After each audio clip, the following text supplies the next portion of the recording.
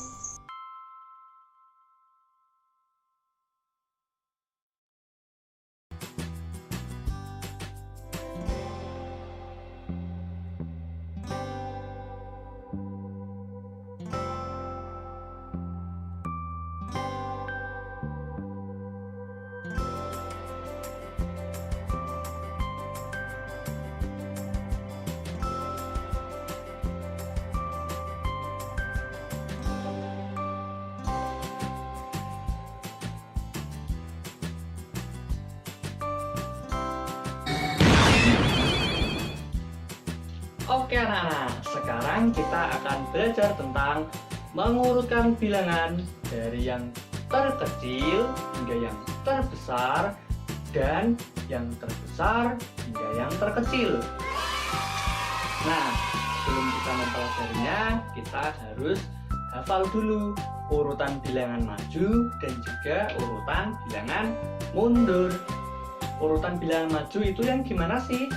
Urutan bilangan maju itu urutan bilangan yang angka terdepannya atau angka awal itu yang memiliki jumlah paling sedikit atau paling kecil. Semisal kita akan mengurutkan angka 1 hingga 10. Nah, urutan bilangan majunya itu bagaimana? Yaitu dimulai dari angka 1. Kenapa angka 1? Karena angka 1 itu jumlahnya paling sedikit dibandingkan angka-angka lainnya. Jadi ditaruh yang paling kiri.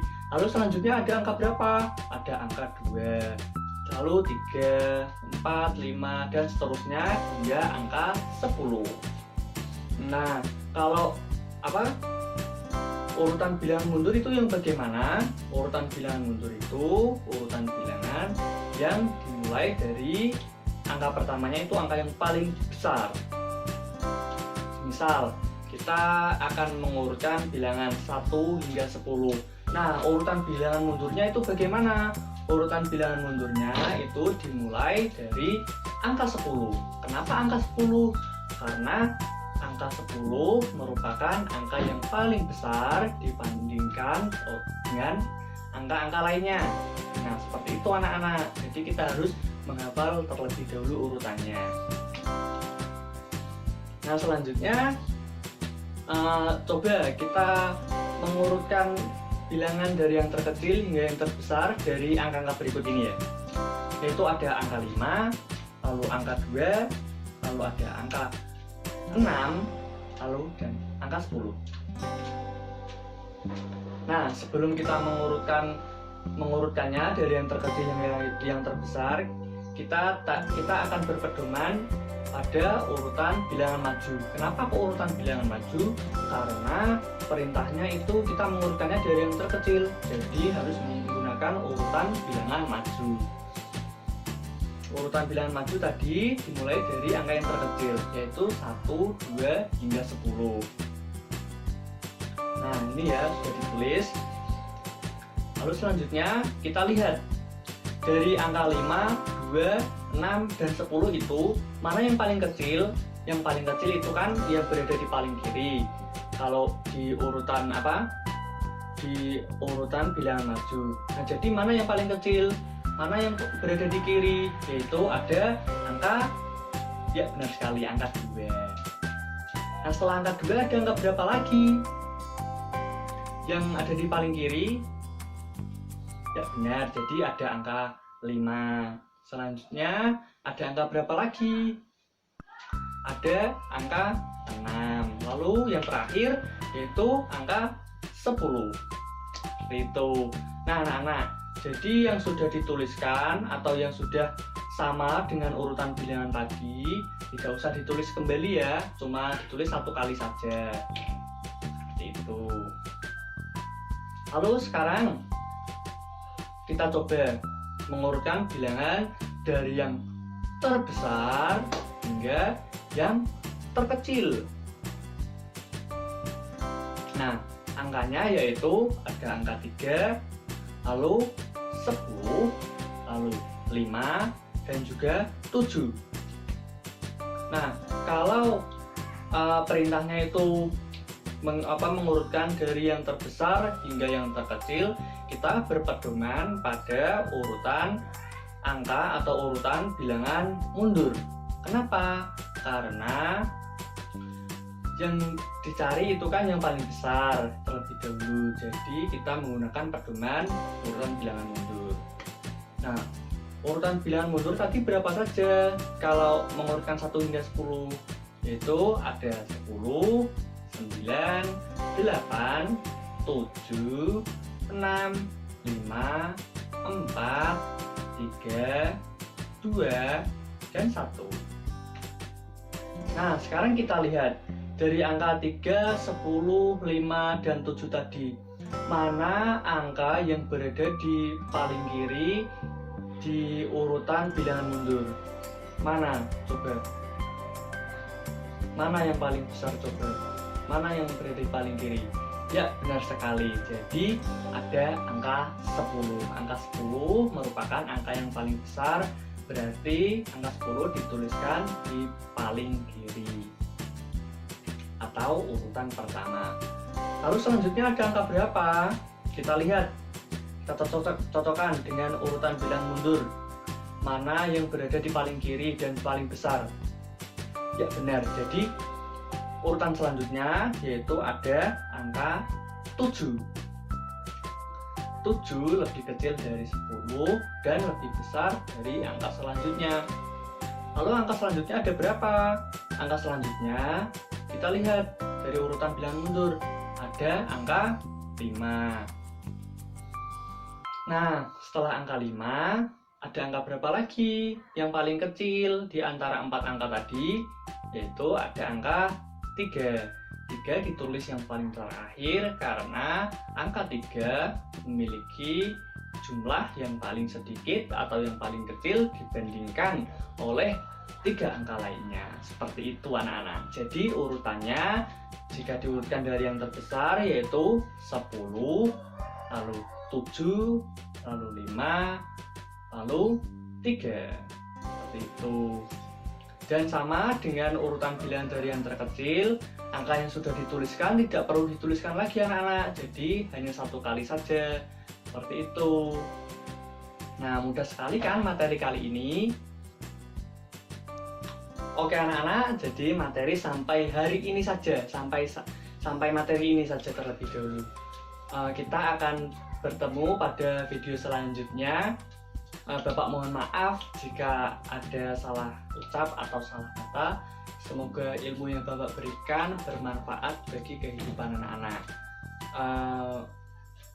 Sekian, saya akhiri. Wassalamualaikum warahmatullahi wabarakatuh.